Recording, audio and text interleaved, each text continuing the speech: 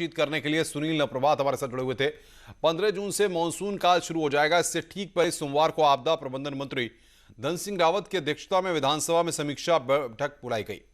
Meeting में पहली बार आपदा की दृष्टि से अति संवेदनशील क्षेत्रों के विधायक भी मौजूद रहे। मीटिंग में जो आंकड़े रखे गए वो चौंकाने वाले थे। उत्तराखंड में 341 गांव आपदा की दृष्टि से संवेदनशील चिन्हित हैं, लेकिन इनमें से 116 गांव का अभी तक भूगर्भीय सर्वेक्षण ही नहीं हो पाया है।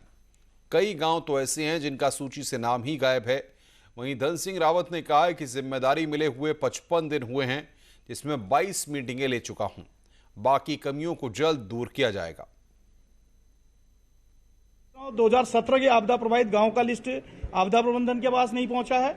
मंत्री जी के द्वारा जिलाधिकारी से वार्ता की गई तो उन्होंने बताया कि 22 गांव का लिस्ट भेज दिया गया, 8 गांव की लिस्ट अभी भी बची है। बड़ी निराशाजनक बात है कि सिर्फ मेरे जो रुद्रप्रयाग जिले का एक ही गांव पुनर्वासित करने के लिए रखा गया है और जो भी अभी तक की जो सूची उपलब्ध कराई गई वो सब 15 से पहले की सूचियां हैं। 55 दिन मुझे मंत्रालय मिले हुए हैं और 55 दिन में अगर मैंने 22 मीटिंगें कर दी आपदा के लिए तो आप जान सकते हैं कि हम कितने एग्रेसिव मोड में काम कर रहे हैं। और आप लोगों को भी लगा होगा कि जहां जहां भी आपदा क्षेत्र है मैं वहां भी भ्रमण करके आया हूं।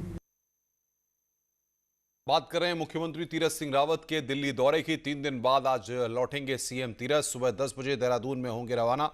आपको बता दें कि शाम 4 बजे सचिवालय पहुंचने का उनका कार्यक्रम है। सीएम ने दिल्ली में प्रधानमंत्री नरेंद्र मोदी से मुलाकात की है। जेपी नड्डा से भी सीएम तीरथ सिंह रावत मिले हैं। तो सीएम तीरथ का यह दिल्ली दौरे का कार्यक्रम है।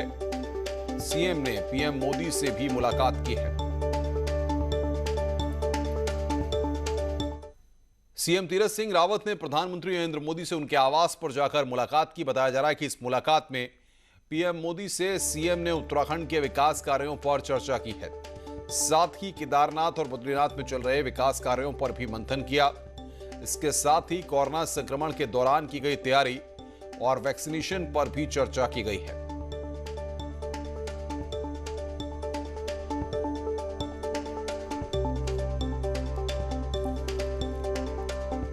सीएम तीरथ सिंह रावत ने बीजेपी के राष्ट्रीय अध्यक्ष जेपी नड्डा से भी मुलाकात की। दोनों नेताओं के बीच करीबन 45 मिनट तक मुलाकात हुई है। बताया जा रहा है कि प्रदेश के राजनीतिक हालात और संगठन के मुद्दों पर चर्चा की गई है। साथ ही कोरोना संकट के समय सरकार द्वारा किए गए बेहतर कार्य पर भी चर्चा की गई।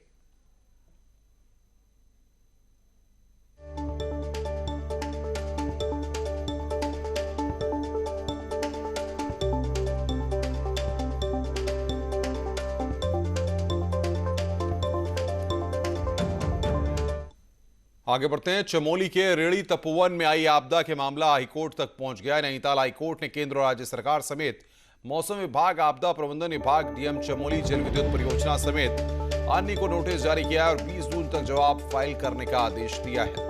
आपदा के बाद वकीलों, सामाजिक संगठनों के अन्य लोगों की एक टीम ने आपदा के इलाके का दौरा किया था और इस पर एक रिपोर्ट तैयार की थी। टीम ने पाया है कि आपदा में 204 लोगों की मौत हुई थी, जिन्हें मुआवजे के साथ डेथ सर्टिफिकेट तक नहीं मिल सके थे। टीम ने पाया कि लोगों का जीवन बचाने के लिए कोई प्रयास नहीं किया गया। इसलिए याचिका में मांग की गई है कि लापरवाह लोगों पर गैर इरादतन हत्या का केस चलाया जाए।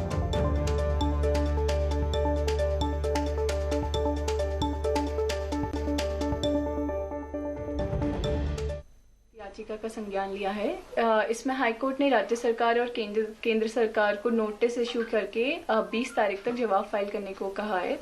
ये जो याचिका थी ये मुख्य बिंदुओं में जो चमोली में आपदा आई थी इसी साल उस पे बेस्ड है और ये याचिका के जो मुख्य बिंदु हैं वो है मुआवजे को लेकर, एक अलार्म अर्ली वार्निंग सिस्टम को लेकर, एक सिक्योरिटी स्टैंडर्ड्स को लेकर और जो नेग्लिजेंस था कंपनी के पार्ट में जिससे डिजास्टर मिटिगेट होने की वजह बढ़ गया और इतने लोगों को अपनी जानें गंवानी पड़ी।